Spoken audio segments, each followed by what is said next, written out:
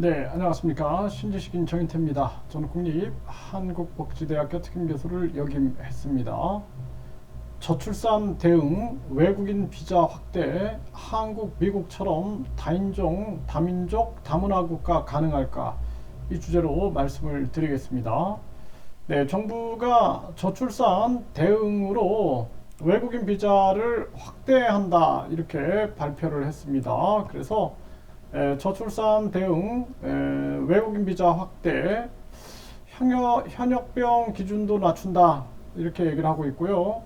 그러다 보니까 이렇게 조선 용접공 비자 발급 요건도 이제 완화한다 이렇게 얘기를 하고 있고요. 외국인 비자 발급 요건 완화에 조선업은 인력난 해소를 기대하고 있다 이렇게 얘기를 하고 있습니다. 네, 법무부가 외국인 비자 발급 요건을 대폭 완화를 하고 있는 거죠. 그리고 이제 우리나라에 보면은 이제 인구 감소 지역, 네, 인구 감소 지역에 대해서 네, 인구 감소 지역이 이제 89곳으로 지정이 되어 있는데 여기에 이제 외국인 비자를 완화한 거죠. 그래서 인구 감소 지역 외국인 영주 장기 체류 자격을 완화해 가지고 인구 감소 지역에 이제 외국인들이 쉽게 거주할 수 있게끔 그렇게 만들고 있는 것입니다.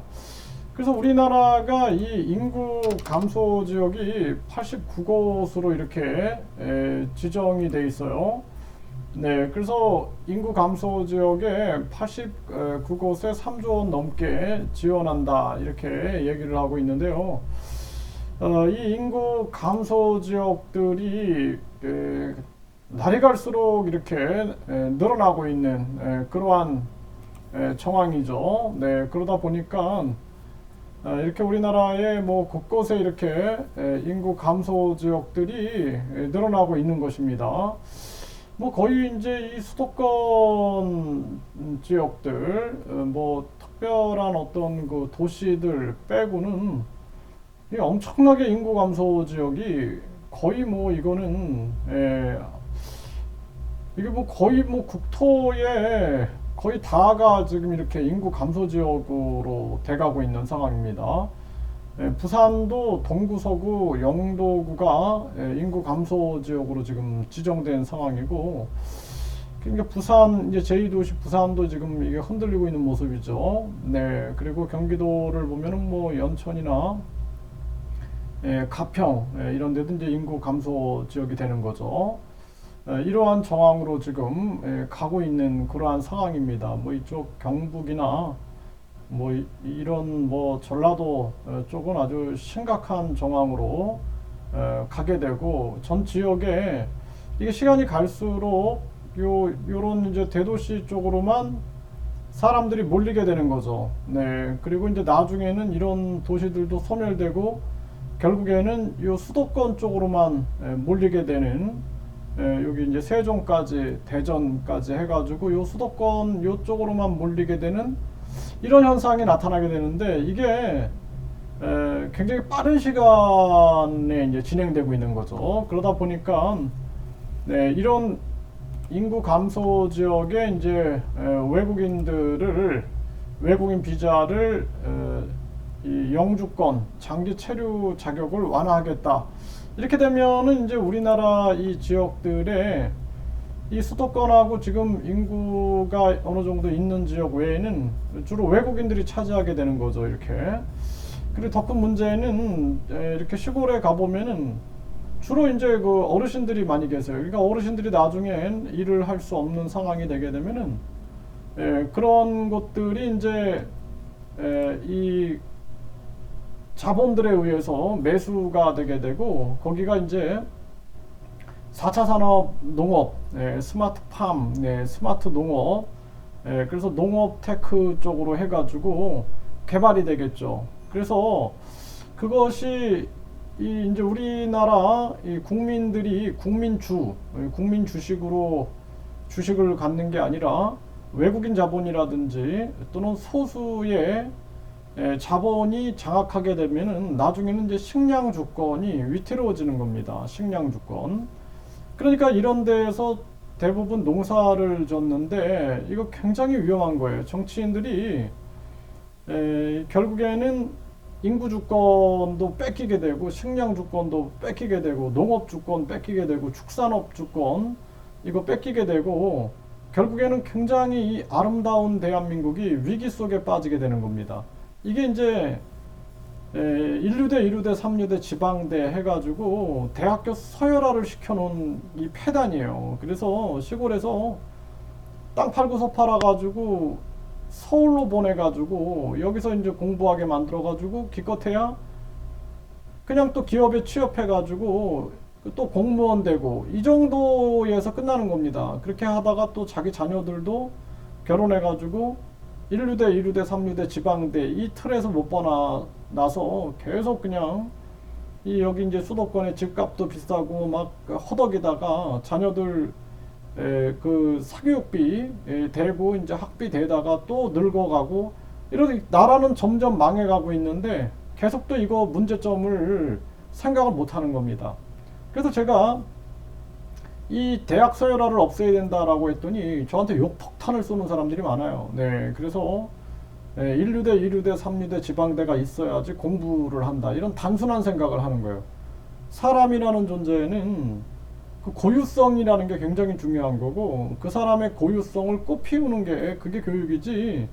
응? 1류대, 2류대, 3류대, 지방대로 서열화시키는 건 그건 교육이 아니에요. 그거는 학벌 계급주의, 학벌 신분주의를 만들려고 하는 부패한 기득권의 하나의 그냥 술수에 불과하다라는 걸 깨달아야 되는 거고 그리고 이 지금 가장 중요한 측면들이 우리가 행복하게 사는 게 중요한 건데 우리는 지금 행복이라는 가치를 잃어버리고 그냥 오직 돈 벌어가지고 1류대, 2류대, 3류대, 지방대 여기 틀에 맞춰져 살고 또 그렇게 해가지고 취업해서 내가 돈 많이 번다 여기에만 지금 초점이 맞춰져 있는 거예요.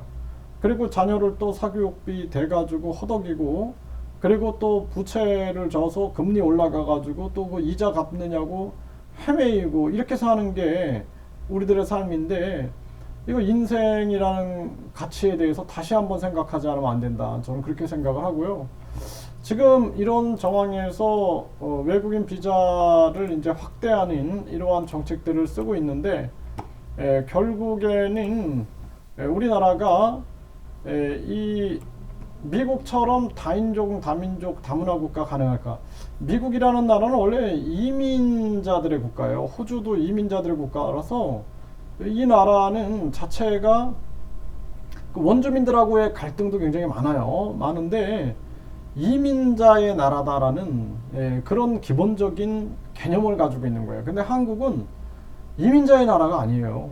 네, 한국은 이민자의 나라가 아니라 한국의 고유한 문화와 전통, 언어를 가지고 있는 나라이기 때문에 이게 쉽지가 않습니다. 사회 통합이 잘 안 되고 있는 건데 위에서 이 지배자들이 그냥 미국을 아주 신봉하다 보니까 미국처럼 이렇게 만들면 되지 않을까 이런 생각을 하는 거죠. 응? 그래서 이게 참 심각한 문제가 아닐 수가 없다. 저는 그렇게 생각을 하고 우리는 친중파가 돼서도 안 되고 친일파가 돼서도 안 되고 친북파가 돼서도 안 되고 그리고 친미파가 돼서도 안 돼요. 우리는 대한민국파가 돼야 됩니다. 그래서 한국이 지금 미국처럼 급격한 금리 인상 시켜가지고 부익부 빈익빈 빈부 격차를 키워나가고 있고 그리고 우리 사회를 지금 급격하게 다인종 다민족 다문화 국가로 만들고 있는 거예요. 네, 그런데 이게 쉽지 않다라는 거예요. 도리어 그 강진군이 지금 그 강진군에서 직접 지원, 네, 제가 이거 오늘 영상을 올렸는데 직접 지원을 통해서 5,040만 원을 지원한다. 매달 60만 원씩 7살까지 꾸준히 지원하는 이러한 시스템을 갖춘다 그랬는데 여기는 진짜 진정성을 가지고 있는 거예요. 진정성. 그나마 진정성을 가지고 있는 거예요. 이 저출산 문제를 해결할 진정성을 가지고 있는 거고 지금 우리나라 정부가 전개하는 거는 진정성이 없어요. 진정성이 없고 나중에는 외국인 투표권과 더불어서 한국은 다인종, 다민족, 다문화 갈등이 엄청 심하게 될 거고 이대로 가다가는 한국의 그 한민족들은 변방으로 밀려날 수밖에 없는 그러한 정황이 될 거다. 안타까움을 금할 수가 없고요. 준비가 전혀 안 됐어요. 그냥 갈등 속으로 몰아넣고 있는 모습이 아니냐. 저는 그렇게 생각을 하고요. 사회 통합이라는 기본 이 준비가 안 돼 있다. 지금 뭐 시골 같은 경우도 뭐 사회 통합이 잘 되고 있습니까? 아니면은 갈등이 많습니까? 한번 우리가 냉철하게 바라봐야 되지 않겠는가 이런 생각을 하게 됩니다.